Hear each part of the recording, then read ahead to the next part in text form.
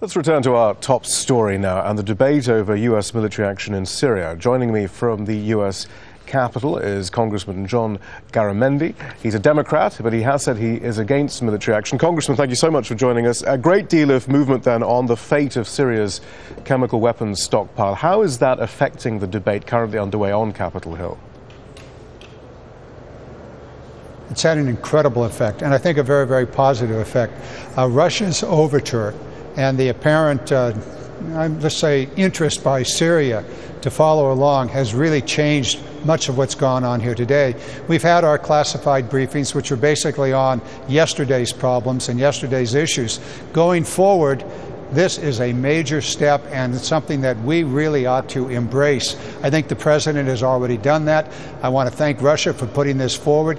It's an opportunity for a major change in what's gone on in the Middle East. To be able to secure these weapons and hopefully dispose of them in a very timely way will make everybody safer, certainly those people that are subject to the attacks. It will also remove from the Assad regime one of their tactical weapons, which is so horrific and was used, unfortunately, on the 21st. Do you think it's such a major development, then, that there's no need for any further debate about an authorization for the use of military force until we see where this goes?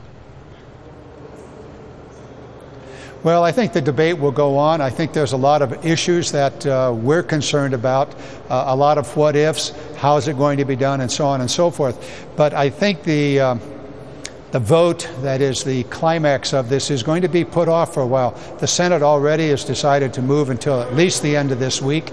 And on their vote, the House is not even scheduled to vote yet. Committees have not taken a formal action. So we're probably at least another week, a week and a half away. And in that period of time, this overture about securing these chemical weapons and ultimately disposing of them really needs to move forward very, very rapidly. General Secretary Moon spoke to this issue. He grabbed onto it. The President Obama has also said, let's move along on this way. We'll see what happens. Tomorrow's another hearing on the House Armed Services Committee. We'll go into this in detail. And I think a lot of the issue is now going to shift away from where are the bombs going to fall, how are we going to do this, what are the what-ifs. When you release the dogs of war, you don't know who they're going to bite. Right, they may very well come back to bite us or somebody else. But you do keep referring to this as a Russian proposal, but there were some rather mixed messages from the administration. It was, after all, what seemed to be a rather off-the-cuff, rhetorical, in John Kerry's words, a statement about the possibility of Syria surrendering its chemical weapons. Up until just a few hours ago, the White House was telling us to be skeptical about the whole idea. Now we have President Obama, embracing the idea, seemingly. I mean, these are rather mixed messages. What do you think is going on? Well, I know what I hope is going on. Listen, success has 1,000 fathers. Failure has none. If this actually works out, let them all take credit. Let Russia have credit. Let the President, let John Kerry have credit. And also we need to understand that these weapons being removed from the battlefield, being removed from the Syrian war, is good for everybody in the neighborhood, so let everybody have credit for it. Not going to be easy. There's going to be some tough negotiations ahead, but we can't let this moment lapse. We need to grab onto it, just as you said.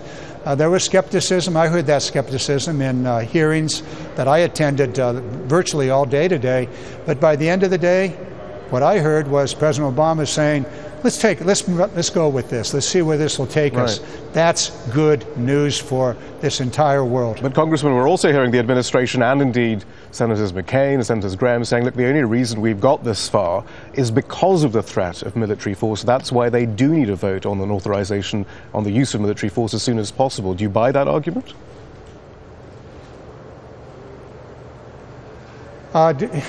Perhaps the threat did have something to do with this, and let's just admit, okay, the threat had a lot to do with it. Does that mean that we vote to authorize? Not for me. We've got time. Give peace a chance. Take some time here. Let this thing work itself out. The threat is always there.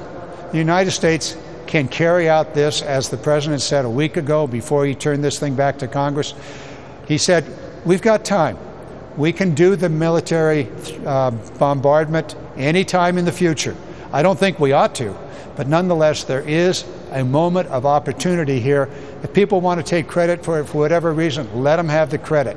But what we need to do is to embrace this opportunity, to move forward as rapidly as we can, to put in place the structure of how it can be carried out, to bring Assad and his government into the process immediately, and don't let them back out.